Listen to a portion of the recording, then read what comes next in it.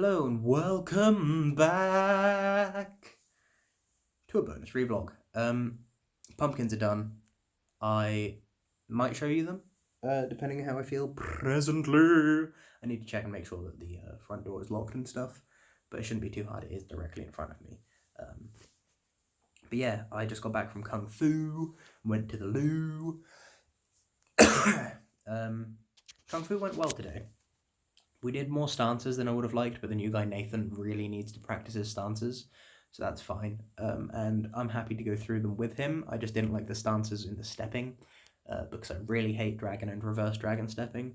But whatever, we did it. It's fine.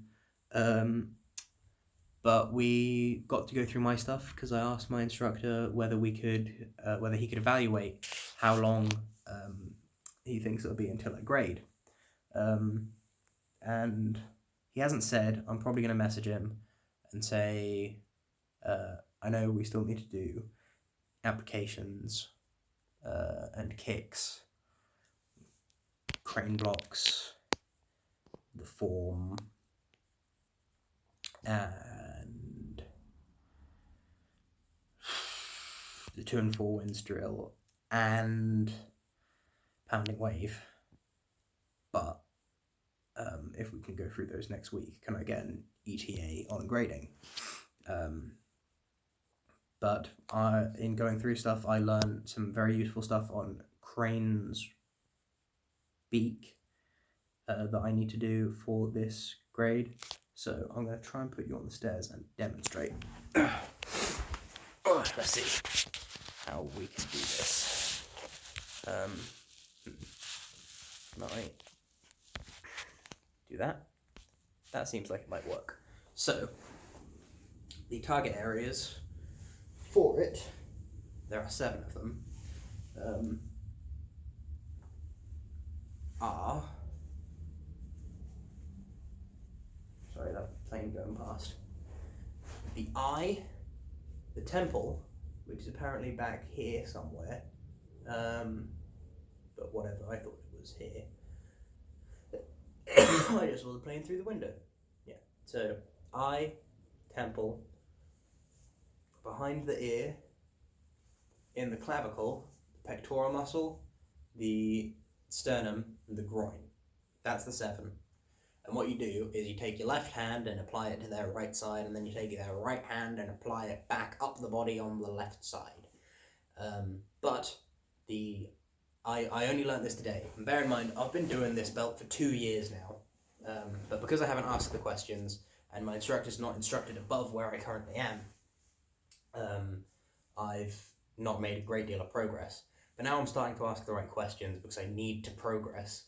I feel it deep within me. I have learnt that there are hard and soft target areas, and the striking difference between them, / the way we treat them in this particular instance. So the eye is a soft target area, and what we need to do in all of our techniques for demonstrating this as we do is strike and open the hand before the next strike. But it goes to call, and I believe probably in your own time, but to count, it goes 1. And 1 is the strike to the eye. You leave your hand there, because it's a soft area, which is an impact, as opposed with a hard target area, which is a peck. The peck hits, comes off, and opens. But soft target area, impact. So, we hit. 2, you open the hand and strike to the temple, which is back here apparently, which means you have to reach. You go from in and then round. Obviously, you don't actually impact the eye or the head on these. The only ones you do impact are the pectoral muscle ones. Eye, temple, but because the temple is a hard target area, go eye, temple, because it's a peck. Peck.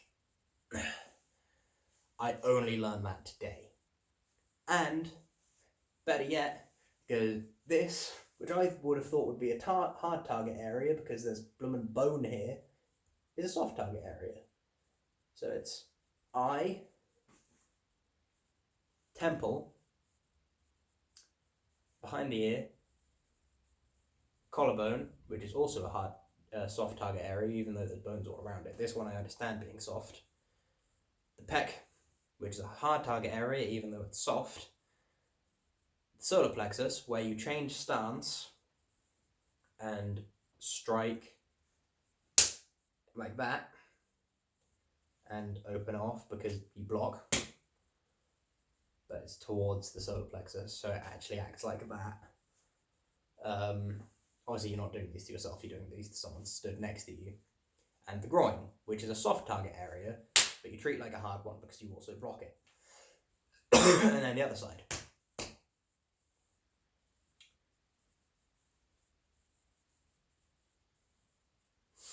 Which makes 14 strikes, where it goes soft, hard, soft, soft, hard, hard, soft but treat is hard, soft but treat is hard, hard, hard, soft, soft, hard, soft. That really confused me, and I'm still wrapping my brain around it, to be honest. That was the hardest part of the night. We also went through Tiger, where I have but I need to make it more directly up and sideways. I need to make it more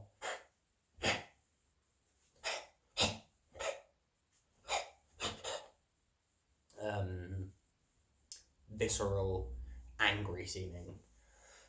There's also double, but I don't think that's on my grading. Then we have Leopard's Paw, which I seem better at. It is my preferred one, but I just need to work on make sure my targeting is more obvious and get further distance so there's more snap.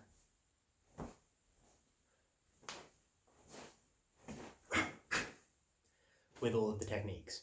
It goes under the nose to the throat, but it's the Adam's apple, not down here, not up here, in the middle. Here. Then a vertical one to the sternum, then one to the top of the bladder and down, then another one, sternum, throat, nose. Also had breakouts. Front breakout is just down, and if the hands do come off, go straight into a wrist lock. Something to be practiced. The reason I'm saying all of this now is because it saves me having to write it down. I can just refer to this video because it will be uploaded as the bonus ReeVlog, but also go in my Kungfu lessons practice syllabus folder thing. The back one I had almost right, but rather than go behind the person, you go next to them, stand straight up, so you don't twist around as far because they have your hair. You go down and up, which puts them in a lock because you twist their arm like that, I believe. Whatever happens, it's very unpleasant. Yeah, I'm pretty sure they end up like this. Then side headlock, I learned that you need to go into a riding horse after doing the actual breakout. For full Nelson, there's two. One is for that full Nelson, one is for that full Nelson. Though I would use the one for this full Nelson regardless. The one for that full Nelson. Head up. Arms out. Explosive pull up. Well, chin up. Step back. Same leg you step back with, elbow with. So that way, or that way. Obviously I can't step back because I'm sat on the floor, so I'm just scooting. And once you've done the elbow twist, to drop a rear ram sort of cross dealio into their midsection. The other one is the finger pull. This one, grab fingers, keep up, out. If you do it IRL, just snap. But if you're not doing it IRL for training, slowly extend and hold them up. Elbow punch. Then we did the strangles. I got the strangles done fine. Cross wrist grab fine. Double wrist grabs fine. Other double wrist grabs fine. Collar grab fine. Double collar grab fine.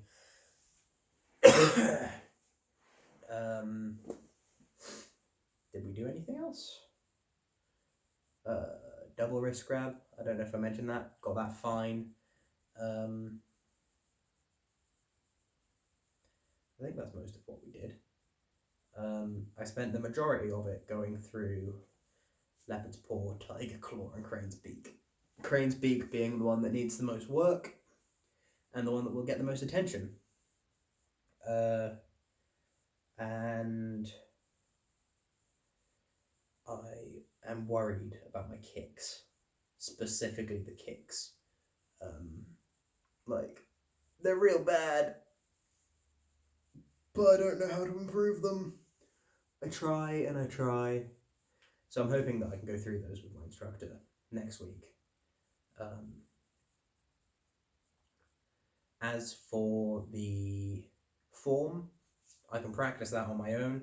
I did have it down quite well at one point, but I think I've probably deteriorated slightly since then.